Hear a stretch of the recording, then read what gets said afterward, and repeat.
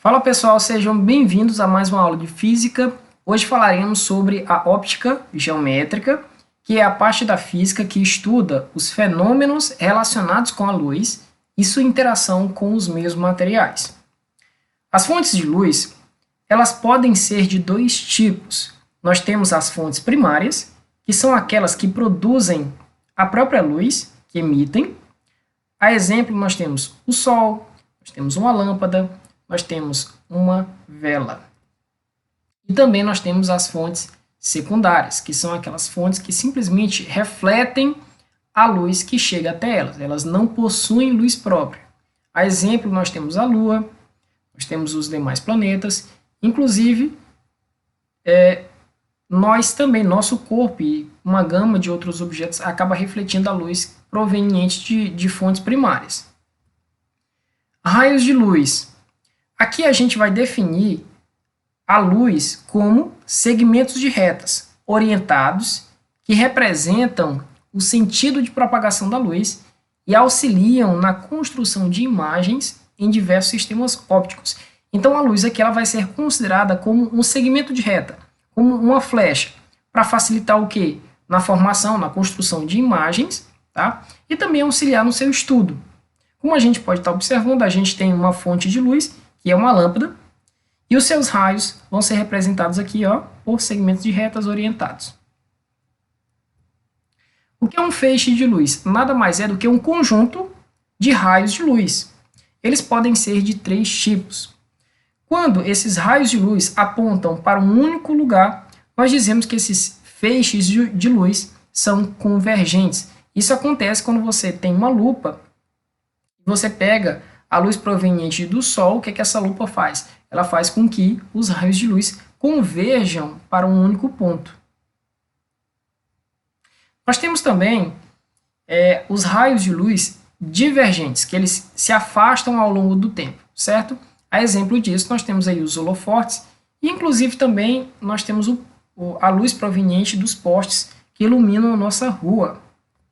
E por fim, nós temos aí os raios, os feixes de luz paralelos. Eles não nem se aproximam e nem se afastam um do outro, tá? A exemplo, nós temos o raio de luz produzido aí por um laser. Interação da luz com os meios materiais. Quanto a essa interação, nós podemos classificar os meios materiais de acordo com a forma com que a luz se propaga ou não nos mesmos. Os meios transparentes permitem que a luz se propague neles, também que as imagens ou os objetos possam ser vistos nitidamente. Então, o que são os meios transparentes? São aqueles meios que permitem com que 100%, 90% da luz consiga atravessá-los. Nós temos exemplos aí, os vidros, né? Nós temos o plástico transparente, tá? Nós temos a camada de ozônio. E uma outra coisa interessante é que, caso esses raios sejam paralelos, como a gente pode estar observando na primeira figura, eles não perdem esse paralelismo, eles continuam seguindo sua trajetória como se nada tivesse o empatando de seguir. Nós temos também os meios translúcidos. Nesse caso, somente uma parte da luz consegue atravessar, tá? E quando atravessa, eles são meio que difusos, né? Perde o paralelismo dos raios luminosos, apontam em direções diversas. Isso faz com que a imagem ela nos apresente de maneira não muito nítida, borrada, como alguns podem falar. E já os meios opacos não permitem a propagação da luz, não permite que a luz consiga os atravessá-lo. Dessa maneira, nós não conseguimos enxergar os objetos que estão atrás desses meios opacos. Fenômenos ópticos relacionados à luz. Quando um feixe, que é um conjunto de raios de luz, certo? Quando um feixe de luz atinge uma superfície de separação, né, que separa dois meios diferentes, a exemplo, nós temos aí a superfície de um lago, né, ela tá dividindo aí, ela está servindo para dividir dois meios. Nós temos a água e nós temos o ar. Então, quando um feixe de luz atinge uma superfície de separação entre dois meios, pode ocorrer uma série de fenômenos. Na óptica geométrica, os três principais são: nós temos a reflexão, que ocorre também quando um feixe de luz incide sobre uma superfície espelhada, tá? Sobre um espelho. Mas também ocorre quando esse feixe de luz atinge a superfície do lago. Sim, a superfície do lago pode funcionar como um espelho também. Refletor. Então, vou ler o enunciado só por questão didática. Reflexão é o fenômeno no qual o feixe de luz atinge uma superfície de separação entre dois meios e retorna ao meio onde se encontrava propagando. Então, ela não consegue atravessar essa superfície, tá? Ela vem do ar, o feixe de luz vem do ar, atinge a superfície lisa e perfeitamente polida, e ela retorna para o mesmo meio de onde ela estava se propagando antes, ela não consegue atravessar. O que acontece é que ela vai sofrer o quê? Uma mudança na direção de propagação. Ela estava incidindo para baixo, quando ela reflete, ela vai estar incidindo para cima, ou obliquamente, né? Fazendo um determinado ângulo aí com a superfície. Bom, essa reflexão ela pode ser regular, normalmente ocorre em superfícies lisas e polidas, ou seja, nós observamos aqui, ó, que numa superfície lisa e polida, os feixes, né, os raios luminosos, eles não perdem paralelismo, tá bom? Eles estão um pouco divergindo, mas eles continuam divergindo, mantendo esse meio que esse paralelismo, tá? E aqui do lado nós temos aqui a figura simplificada. Os espelhos aqui vão ser representados da seguinte maneira, como uma linha. Aqui você tem umas escovinhas para representar a parte que não é espelhada, tá bom? Então, representação simplificada do exemplo anterior. E essa reflexão, ela pode ser também difusa. Então, nós já observamos que caso os raios venham todos paralelos, ao serem refletidos, eles refletem em direções opostas. Isso acontece quando a água ou está suja, ou quando a superfície não é perfeitamente polida, você não consegue ver a sua imagem refletida, por exemplo, em uma panela de alumínio perfeitamente. Isso porque os raios de luz, né, que saem do seu rosto e partem em direção à superfície de uma panela ou de um copo de alumínio, tá? Quando eles chegam lá e são refletidos, eles são refletidos em direções diversas. Isso faz com que a imagem fique um pouco borrada. Tá? E um outro fenômeno relacionado aí, quando a luz incide sobre uma superfície, né, que separa dois meios, é a refração. A refração nada mais é do que uma parte da luz. Quando uma parte da luz consegue atravessar o meio, ela está se propagando no meio 1, tá? A gente pode considerar como o A, e quando ela incide sobre essa superfície de separação aqui, uma parte da luz, claro, vai ser refletida, ela vai retornar para o mesmo meio, mas uma parte vai conseguir atravessar. Tá bom? Quando isso acontece, nós dizemos que ocorreu refração. E a absorção neste fenômeno, parte da energia do feixe de luz, ele é absorvido pela superfície de separação entre os dois meios, tá? A exemplo, nós temos o tecido preto. Você tem um feixe de luz que incide sobre uma roupa preta e parte da energia armazenada nos raios de luz é absorvida pelo tecido. Isso faz com que o tecido esquente. Pessoal, deixa eu só voltar aqui para dar um detalhe. Por que o tecido ele é preto? Exatamente pelo fato de que ele absorve todos os comprimentos de onda que a luz é composta, né? A gente sabe que a luz do Sol ela é uma luz branca, ela é composta por todos os comprimentos de onda, tá? Do arco-íris, ela é uma mistura de todas as cores do arco-íris, tá bom? Então ela consegue absorver e não consegue emitir muito bem, né? Ela consegue absorver, mas não consegue refletir muito bem essas luzes, dando o aspecto preto. E por que o material, já pegando o embalo aqui, por que o material é verde? Porque esse material que é verde, da cor verde, ele consegue absorver todos os outros comprimentos de onda, como o comprimento de onda azul, vermelho, e ele reflete mais o comprimento de onda do verde. Então é por isso que você visualiza que o objeto é verde. Tá bom? Isso aqui é muito, muito importante que você entenda, tenha isso em sua mente, porque vai ter questões que vai cobrar mais ou menos nesse sentido aí, tá bom? Por que que o material é vermelho? Porque ele reflete mais o vermelho e absorve as outras cores, tá bom? Dispersão da luz. Um feixe de luz pode ser monocromático quando possui apenas uma única cor, tá? Uma cor associada a ele. Ou ele pode ser também policromático quando possui várias cores. A luz do sol, ela é policromática, porque ela é uma mistura de todas as cores. A luz do laser, que é vermelha ou verde ou azul, ela é monocromática. Ela possui um único comprimento de onda, que é característico àquela cor que ele está emitindo. A luz do sol, como eu já tinha falado, por exemplo, é policromática e possui uma infinidade de cores em sua composição, as quais podem ser divididas em 7 cores principais. E essa divisão ela ocorre quando a luz ela passa por um prisma de vidro, que no caso do arco-íris são as gotículas de água. Tá? Então, quando a luz ela atravessa as gotículas de água, as gotículas funcionam como um prisma, ela vai separar, tem essa função de separar as cores da luz branca emitida pelo Sol. Bom, as cores de todos os objetos que podemos visualizar são o resultado da reflexão de uma parte da luz policromática, que neles incide, como eu já tinha falado anteriormente, né? Por que a gente enxerga branco? Porque essa região aqui, ela emite basicamente quase que 80%, 90% da luz que chega até ela, né, que é a luz branca do Sol. Ela consegue emitir.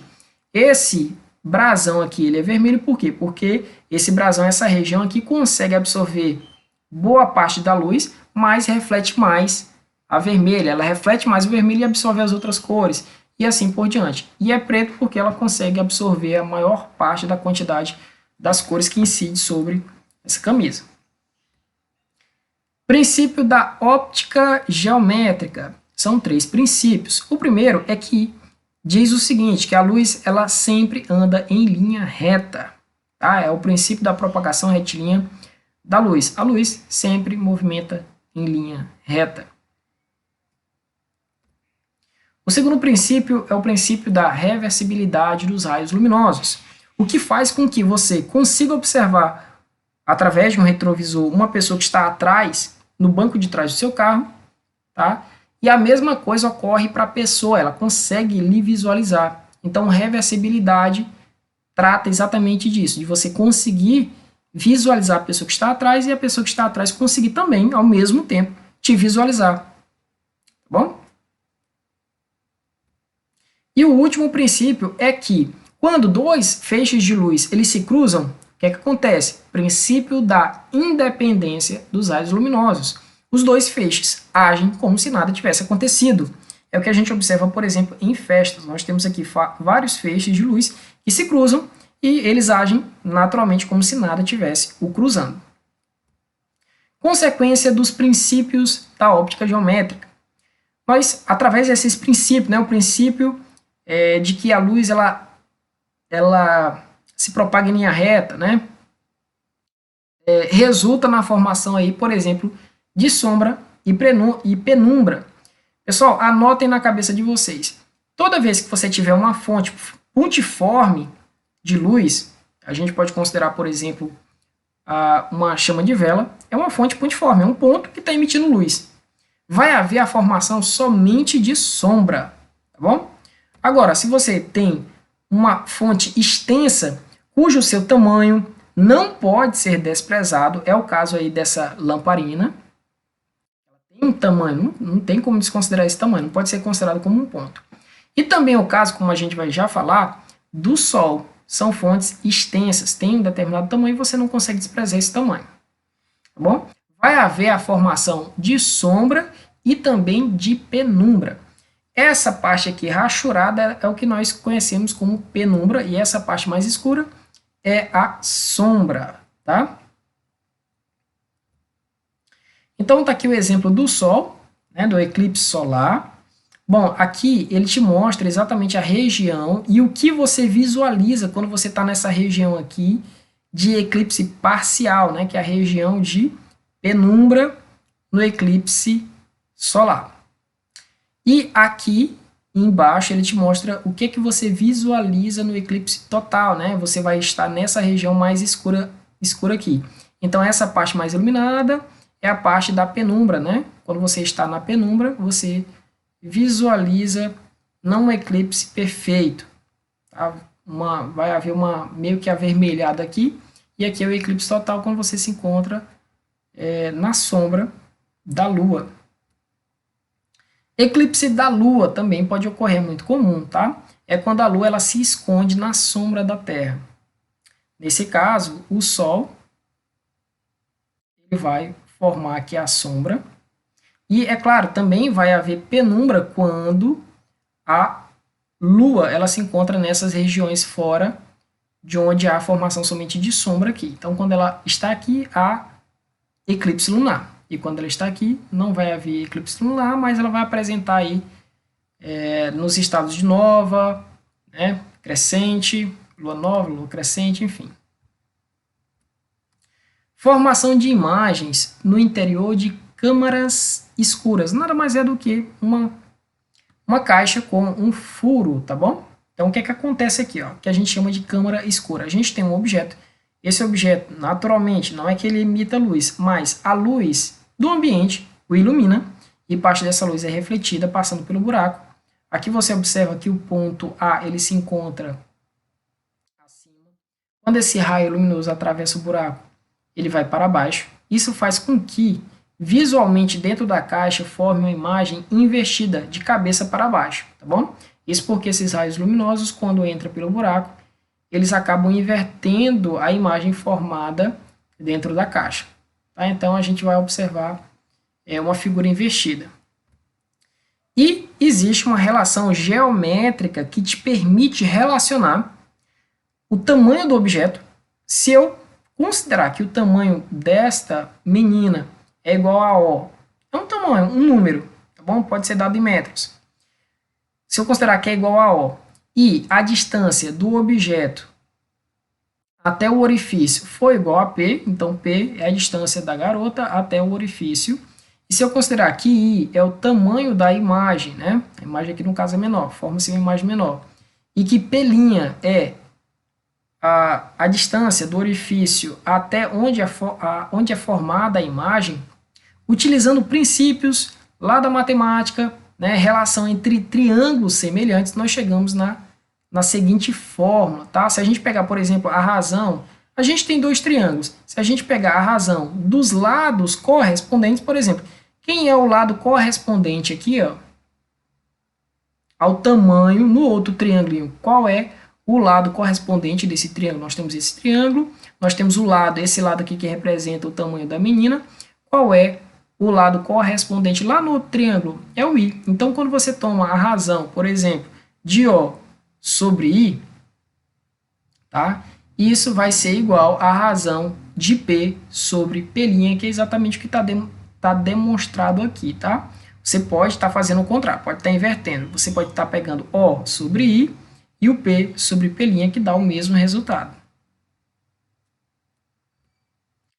Determinação da altura de objetos por semelhança de triângulos. Foi o que a gente acabou de observar, certo?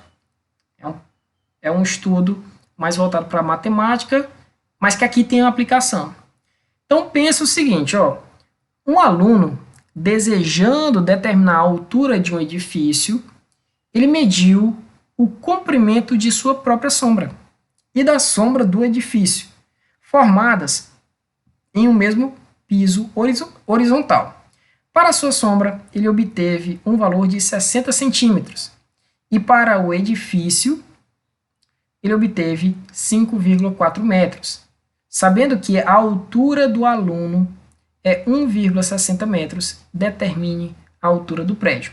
Então, recapitulando, esse menino ele queria calcular a altura do prédio, tá? E ele dispõe dos seguintes dados.